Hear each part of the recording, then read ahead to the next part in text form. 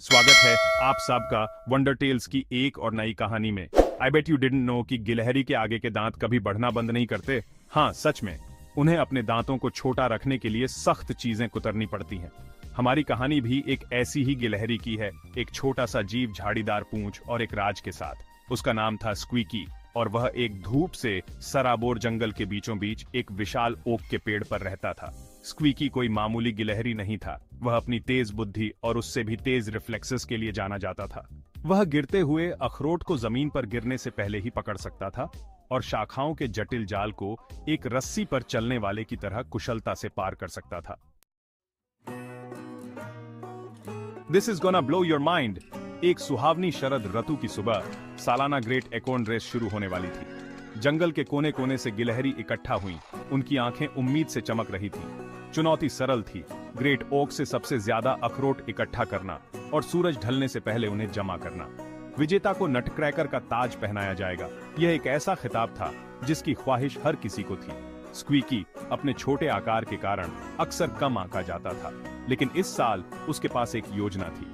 जैसे ही शुरुआती सीटी बजती है, फर और बेतहाशा हाथापाई का एक बवंडर आ जाता है। गिलहरी ग्रेट ऑक के ऊपर और नीचे भागती है, उनके गाल अखरोट से भरे हुए हैं।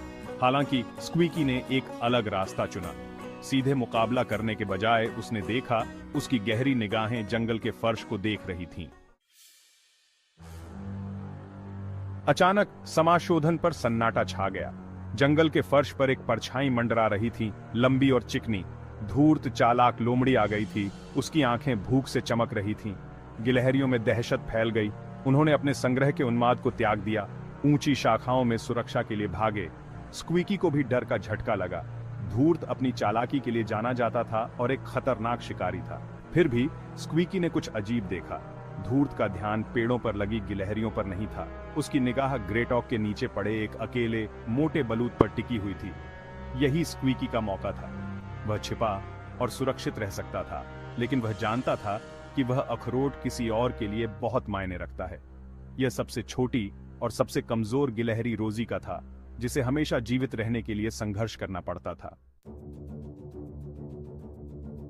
एक गहरी सांस लेते हुए स्क्वीकी ने कुछ ऐसा किया जिसकी किसी को उम्मीद नहीं थी। वह पेड़ के तने से नीचे की ओर भागा। उसका छोटा आकार उसे धूप में लगभग अदृश्य बना रहा था। उसने बलूत को पकड़ा और अपनी पूंछ के एक झटके से विपरीत दिशा में एक कंकड़ उछाल दिया। आवाज, हालांकि धीमी थी, धूर्त को विचलित करने के लिए काफी थी। जिसने अपना सिर घुमाया, उसी समय स्क्वीकी पेड़ों की सुरक्षा में वापस चला गया। धूर्त ये महसूस करते हुए कि उसे चकमा दिया गया है, झुंझलाहट भरी बड़बड़ाहट की, लेकिन बहुत देर हो चुकी थी। स्क्वीकी पहले से ही ओक पर चढ़ रहा था। बलूत उसके मुंह में कसकर जकड़ा हुआ था। वह रोजी के पास पहुंचा, जो एक शाखा पर भयभीत होकर बैठी थी, और उसे बलूत दिया। सूरज डूबने लगा। जंगल के फर्श पर लंबी परछाइयां पड़ने लगी। ग्रेट एकोर्न रेस समाप्त हो गई थी और गिलहरी परिणाम सुनने के लिए इकट्ठा हुई थीं। सभी को आश्चर्य हुआ। रोजी को विजेता घोषित किया गया। यह पता चला कि स्क्वीकी ने जिस बलूत को बचाया था, वह उन सभी में सबसे दुर्लभ और सबसे कीमती था। जैसे ही रोजी ने अपनी जीत का जश्न मनाया, स्क्वीकी उसके पास बैठ गया। उसके चेहरे पर एक शांत मुस्कान थी।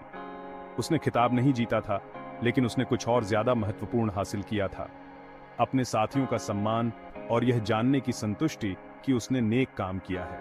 उस शाम जैसे ही जंगल में शाम ढलने लगी, स्क्वीकी ने अपनी कहानी छोटी गिलहरियों के साथ बांटी। उन्होंने बड़ी बड़ी आंखों से सुना, क्योंकि उन्होंने समझाया कि असली बहादुरी सबसे तेज या सबसे मजबूत होने में नहीं है, यह आपकी बुद्धि और साहस का उपयोग जरूरतमंदों की मदद करने के लिए करने के बारे में था, ऐसे समय में भी जब आप खुद मुसीबत में हों। उसने उन्हें याद दिलाया कि उनमें से सबसे छोटा भी दयालु दिल और चालाक दिमाग से महान काम कर सकता है। और इसलिए बुद्धिमान छोटी गिलहरी स्क्वीकी की कहानी पीढ़ी दर पीढ़ी चली आ रही है, एक याद दिलाने वाला कि असली ताकत अंदर